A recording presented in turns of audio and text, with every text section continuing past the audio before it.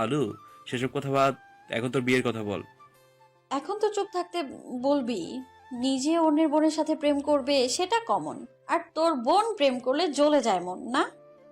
শাফিন বলে। আরে ইয়ার, একটু থামবি? আমি তোদের বড়, ভুলে গেছিস? মিম বলে। তুমি বড়, তুমি এই প্রেমের উদ্বোধন করেছ, এবার সামলাও সবার প্রেম। রাইমা ফুপি এসে বলে। তোদের প্রেমালাপ বন্ধ হলে সবকটা খেতে আয়। এক একটা দামরা হয়ে গেছে, নিজেদের ভালো বোঝে না। প্রেম করে বিয়ে করতে হবে কেন রে? আমরা প্রেম করিনি তাই বলে কি আমাদের বিয়ে হয়নি? নাকি মন মতো জামাই পাইনি? মা, কি শুরু করলে তুমি? যাও, আমি ওদের নিয়ে আসছি। শাফিন, তোর জন্য সব কটা নষ্ট হয়েছে। তুই ভালো হলে ওরাও ভালো হতো। সব নষ্টের মূল তুই। বড় হয়েছি, এটাই সবচেয়ে বড় ভুল। এবার চুপচাপ ওদের নিয়ে খেতে আয়। মূল যেমন শাখা তো তেমনই হবে। ফুপি চলে যেতেই সবাই হাসতে হাসতে গড়াগড়ি খেতে লাগলো। প্রত্যেকবার এটাই হয়, যে ভুল করুক না কেন বকা লাস্টে গিয়ে শাফিনের মাথায় ওঠে। ডাক্তার আরাফাত আনানের একমাত্র পুত্র আহিয়ান আনান অভ্র। অভ্র নিজের বাবার মুখোমুখি বসে আছে। একটু দূরেই দিশা বেগম দাঁড়িয়ে আছে। দু বাপ বেটার মেজাজ খুবই ঠান্ডা, তাই ভয়ে তার হাত পা ঠান্ডা হয়ে যাচ্ছে। ডাক্তার আরাফাত শান্ত স্বরে বললেন, মেয়েটি কে? বাবা, অ্যাডভোকেট লিয়াকত হোসেন, নাম তো শুনেছ? তার মেয়ে আদিশা, আমাদের মেডিকেল কলেজের 3য় বর্ষের ছাত্রী। তা কতদিন ধরে এসব চলছে? বাবা, আমি ওকে ভালোবাসি, আমাদের মত চলাচলই নেই। তোমাকে বললাম, তুমি আমাকে তোমার ডিসিশন শোনাও। মেয়ে আমার পছন্দ, তবে শর্ত হলো কোনো রকম অভদ্র আচরণ আমি মানব না। এবারে বউ হলে এবারে রুলস ফলো করতে হবে। এটা বাড়ি, জেলখানা না। এখানে কিসের রুলস? আর হ্যাঁ, তোমার ক্যালকুলেশনে ভুল হচ্ছে। আলিশা যথেষ্ট ভদ্র মেয়ে, ওকে তোমার ভদ্রতা শেখাতে হবে না। কবে যেতে হবে আমাদের? যত দ্রুত সম্ভব। যাও, মেনে নিলাম, তবে মনে রেখো মানিয়ে কিন্তু তোমাদের নিতে হবে। তুমি ওকে আমার করে দাও, বাকি সব আমি বুঝে নেব। ওকে, তুমি রিল্যাক্স হও, আমি তাড়াতাড়ি তোমার বিয়ের ব্যবস্থা করব। অভ্র যাওয়ার আগে বলে গেল। বিশ্বাস করলাম, আমি জানি আমার বাবা কথার খেলাফ করে না।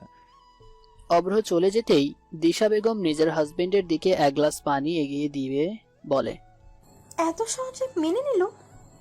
একমাত্র ছেলে, হাত ছাড়া তো করা যাবে না। আর মেয়ের ফ্যামিলি ভালো, সমস্যা তো নেই। আর দুজনে যেহেতু একই লাইনে, দুজনকে বুঝতে সুবিধা হবে। দেখো, ছেলের সাথে কোনো মাইন্ড গেম খেলো না। তুমি জানো তোমার ছেলে কেমন, একই রক্ত তোমাদের, তাই যা মুখে বলবে সেটাই করবে আশা করি। তুমি কি ভাবো আমি বাইরে যেসব কেস সলভ করি পরিবারে সেটাই করব? না মাই ডিয়ার ওয়াইফ, এখানে যা করার মন থেকে করব, চিন্তা করার কোনো কারণ নেই। তো একদিনের মধ্যে মেয়েকে দেখে আংটি বোতল করে রাখবো, তারপর বিয়ের ডেট ফিক্সড করে বিয়ে। শুভ কাজে দেরি না করাই ভালো, তুমি এত চিন্তা করো না। দিশা বেগম বললেন, মনে রেখো, ছেলে কিন্তু আমাদের একটাই, তাই ভেবে কাজ করবে। এমন কিছু করো না যাতে ছেলেটাকে হারাতে হয়।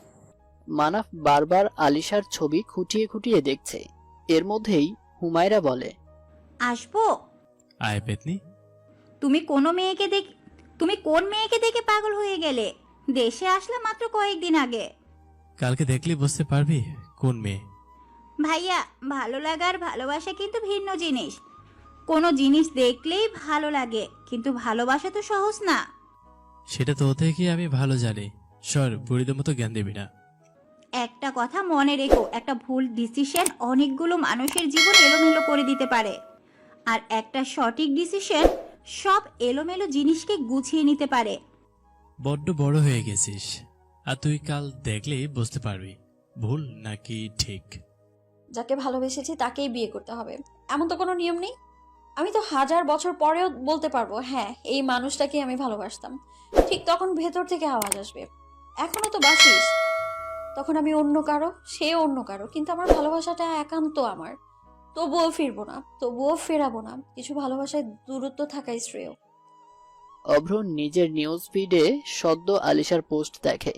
কিছুক্ষণ তাকিয়ে রইল, খুব শান্ত মেজাজে একটা কমেন্ট করলো, ভুল থেকে যদি ভালো কিছু হয় তবে সেরকম ভুল ক্ষমা করে জীবনটাকে নতুন রঙে রাঙিয়ে নেওয়া ভালো। হারিয়ে ফেলার আগেই ফিরিয়ে নিতে হয়। রাত বাজে 1টা। আলিশা অভ্রের কমেন্ট দেখে সাথে সাথে পোস্ট ডিলিট করে দিল। অভ্র হেসে বলে, তোমাকে আমার কাছে ফিরতেই হবে।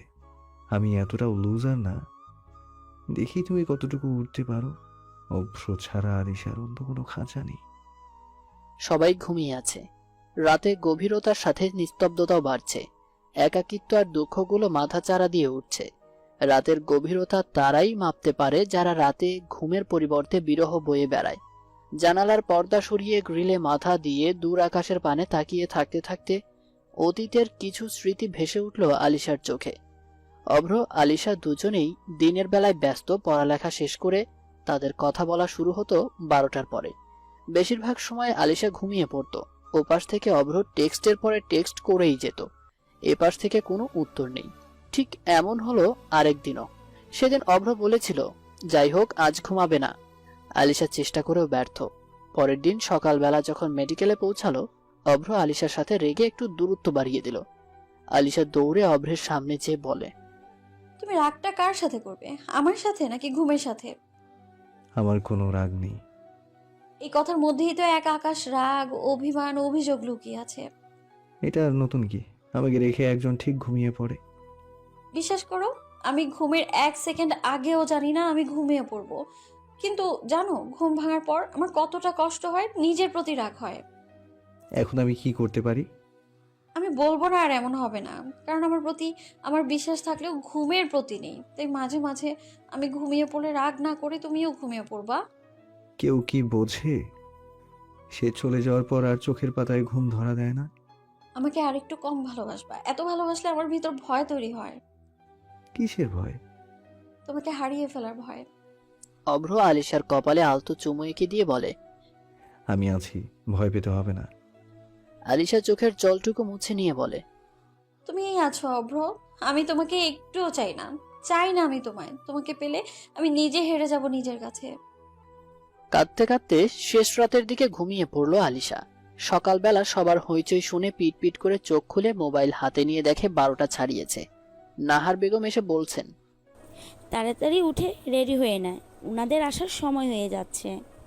আলিশা চোখ ডলতে ডলতে বলে, এই দুপুরবেলা কে আসে আম্মু? তোর এত কিছু বুঝতে হবে না, তাড়াতাড়ি রেডি হ। ওনারা এখানে এসে দুপুরে খাবার খাবেন, তাড়াতাড়ি কর। আর হ্যাঁ, ওই যে শাড়ি গহনা রেখে গেছি, রেডি হবি সুন্দর করে। কি শুরু করলাম আম্মু? আমার কি বিয়ে যে শাড়ি গহনা পরে রেডি হব?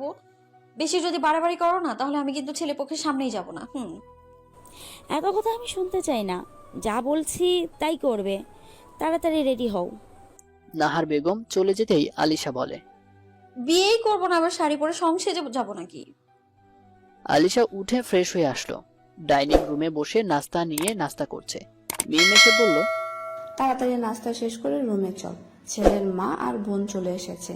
ছেলে আর ছেলের বাবা জুম্মার নামাজ পড়ে আসবে। আলিশা নাস্তার প্লেট নিয়ে রুমে চলে আসলো। রুমে এসে বলে, এটা এমন খ্যাত কেন সেটা বল। কে মেয়ে দেখতে এসে মেহমানদের মতো দুপুরের খাবার খায়?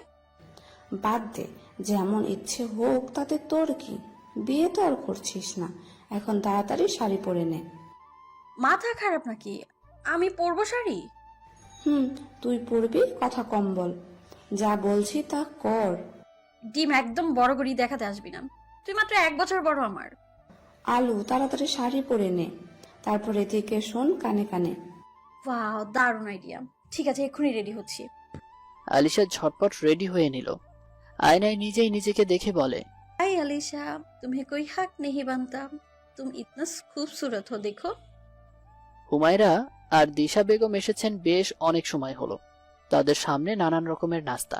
হুমায়রা বোর হচ্ছিল। মিম সবেমাত্র এসেছে অতিথিদের দেখতে। হুমায়রাকে দেখে বলে, তুই? মিমাপ্পি, তুমি এখানে? আমার বাসা, আমি থাকবো না? আয়, উঠে আয় এদিকে। হুমায়রা মিমের সাথে মিমের রুমে এসে আলিশাকে দেখে বলে, তুই এমন বসে দিছিস কেন? মিমি বলে, তোমার বেস্টি তোমার ভাবি হতে চলেছে। কি?